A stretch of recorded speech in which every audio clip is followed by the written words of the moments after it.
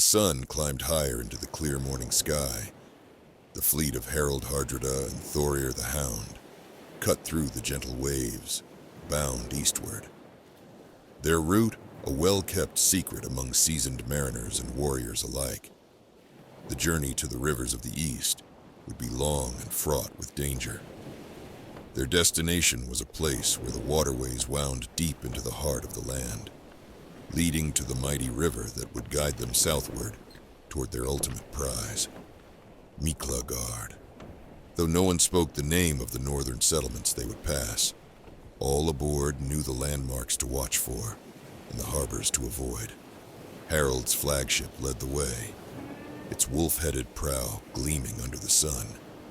The fleet followed in disciplined formation, each longship a testament to Norse craftsmanship. Oars dipped in unison, their rhythmic splash harmonizing with the creak of wood and the snap of sails catching the brisk eastern breeze. Thorir's Havorm sailed at Harald's side, its dragon prow casting a sharp reflection on the water. Thorir stood tall at the helm, his fur-lined cloak flowing behind him as he barked orders to his crew. His voice rang out, commanding and resolute. "Steady the oars, men! Keep pace! The gods smile upon a strong arm and a steady hand." The men responded with a unified roar, their oars striking the water with renewed vigor. Each warrior aboard knew his place. The strongest rowed with relentless precision, their sweat gleaming in the sunlight. The air hung heavy with the scent of salt and damp earth as Harald's fleet pressed eastward, their prows cutting through the vast expanse of the eastern sea. The sailors scanned the horizon with sharp eyes, searching for the faintest sign of the river mouth that would lead them inland. The sea had grown calmer, its surface smooth like polished steel, but the tension among the crew was palpable. The Vikings of Austerveg, as they were known, had long used these waterways to reach the wealth of the southern cities, carving out paths through wild lands and treacherous currents. These rivers were both lifelines and barriers, their twisting courses leading to the riches of Miklagarðr and the fabled markets of Constantinople. It was Ingvar Björn who spotted it first, his sharp eyes catching the faint shimmer of reeds swaying at the water's edge. He shouted from his position at the oars, "There!" To the south, the river calls. All heads turned, and the fleet adjusted its course.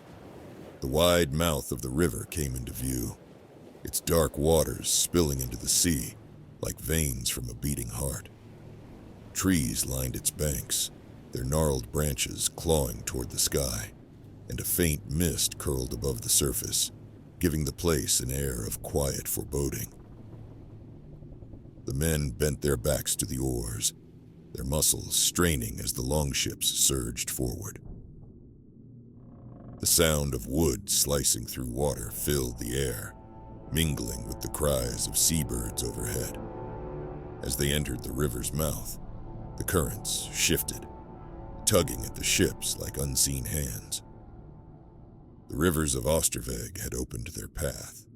The Viking fleet gathered at a sheltered bend in the river, the dense forest hemming the waterway in like a natural fortress. Harald knelt, tracing a crude map into the dirt with the point of his dagger. "The rivers here are treacherous. We'll leave the largest ships behind," he said. "The smaller boats will serve us better in the shallows and narrow passages. From here, we sail upriver." Thorir nodded, his sharp eyes scanning the terrain. "And when the rivers fail us?" he asked. Harald's lips curved into a wolfish grin. "Then we carry them," he said. The men surrounding them grunted in agreement, some nodding, others cracking wry smiles. They knew what that meant. Dragid, the ancient technique of hauling their ships overland, was back-breaking work, but it was also a point of pride. The Vikings would not be stopped by land, where rivers dared not flow. Thorir gestured to Ingvar Björn, who stood nearby with his arms crossed. "You'll lead the hauling teams," Thorir said. Your strength will make the gods themselves weep. Ingvar snorted and thumped his massive chest. The gods might weep, but these rivers will bow to us, he said. The fleet's smaller ships, stripped of unnecessary cargo, were readied for the journey. Supplies of dried fish, mead, and grain were distributed evenly among the vessels. The warriors carried their weapons close, knowing that the dense forests around the rivers were as dangerous as the water itself. Harold addressed the gathered crew, his voice carrying over the murmurs of the river and the rustle of the trees. We aim for the great rivers, the ones that will carry us south to Miklagarðr. Harold knelt and traced a rough map into the dirt with the tip of his dagger. The waterways narrow from here, he said, his tone calm but decisive. We'll leave the largest ships behind. The smaller boats will serve us better as we move deeper into Austerveg. Thorir gave a curt nod, his sharp eyes scanning the terrain. And when the rivers fail us, he asked. Harold gave a wolfish grin. Then we carry them. Around them, the men grunted in agreement. They all understood what that meant. Drag aid. Where rivers could not take them, they would haul their ships overland, across rough ground, forest paths, and narrow tracks worn by others who had journeyed this eastern way before. Thorir turned to Ingvar Bjorn, who stood nearby, arms crossed. You'll lead the hauling teams, he said.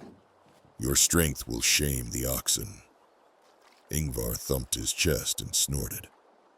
These lands won't stop us. Austerveg bows to those who dare to tame it. The smaller ships, light, narrow vessels, were prepared. Supplies of dried fish, smoked lamb, and sacks of barley were loaded with care.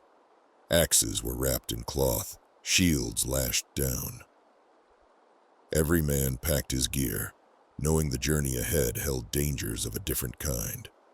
The woods could be just as treacherous as the sea, perhaps more so. There'll be thieves in the forest, Harold warned. Rapids that hunger for ships. Keep your hilts close and your eyes wide.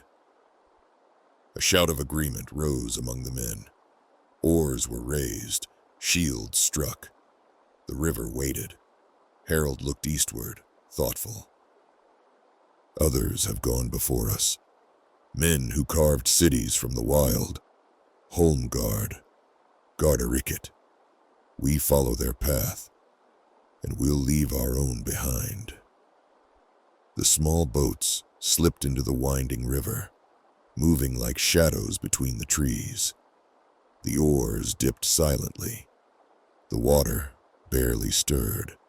Above them, green branches arched like ribs over a long spine of water.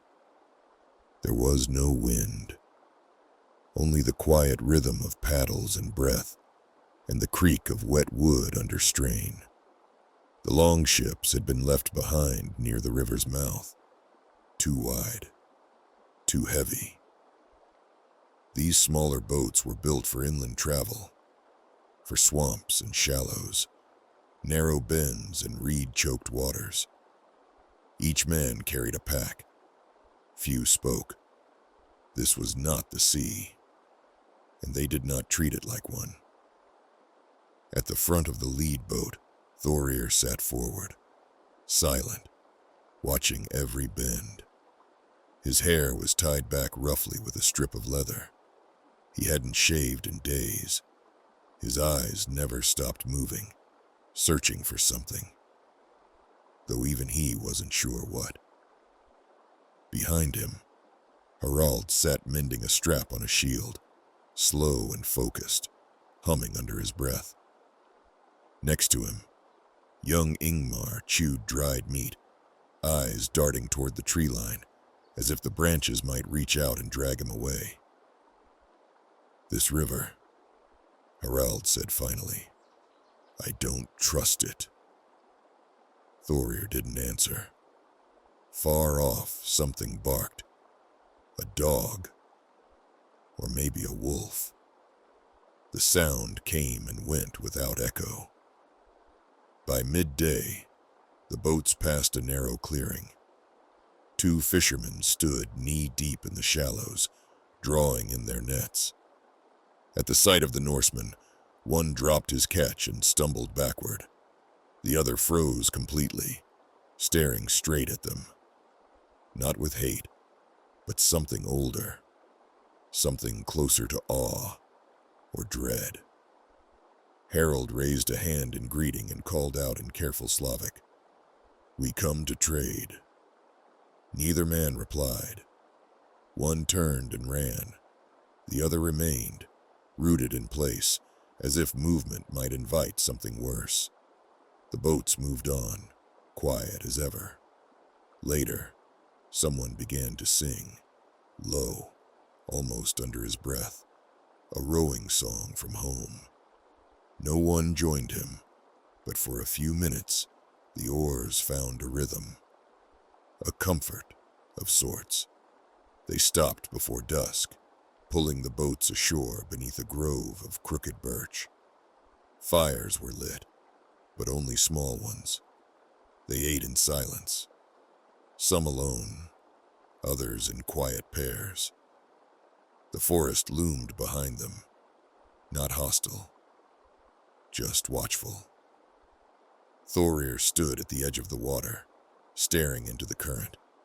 He didn't believe in omens, but something about this river made him thoughtful. Not afraid, just aware. Aware of how far from home they truly were, and how thin the line could be between men and ghosts. Tomorrow they would row further inland. For now, there was only the river and silence.